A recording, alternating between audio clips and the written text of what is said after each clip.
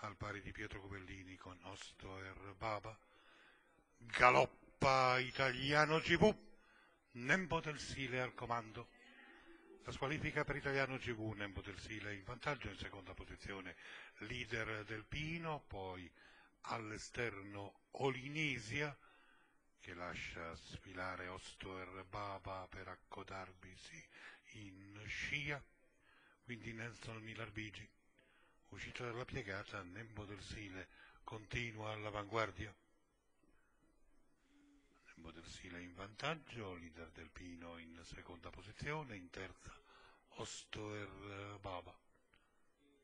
E così, dopo il quarto iniziale in 29,2, migliora ora Orazio GK, i 600 completati in 44,5, seconda e penultima piegata con Nembo del Sile in vantaggio, in seconda posizione leader del Pino, terzo in fuori Orazio GK, quarto di dentro Ostoer Baba con in fuori Noisette Bar, poi Olinesi e Nelson Milarbigi, 31,4 il secondo quarto, 15,8 la media per i primi 8.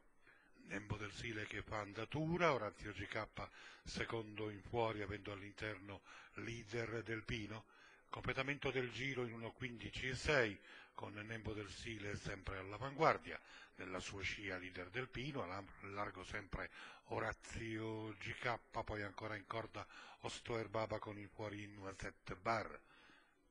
Metà della curva finale, 29,8 la terza frazione, Nembo del Sile, Orazio GK, Noisette Bar che si prepara allo sprint in terza ruota, ingresso addirittura con Orazio GK che sta passando su Nembo del Sile, Orazio GK su Nembo del Sile, poi Noisette Bar e Nelson Milarbigi, Noisette Bar che in progressione va su Orazio GK per disporne nei pressi del traguardo, dove per il secondo posto su Orazio GK scattano Nelson Milarbigi e Ostoer Baba.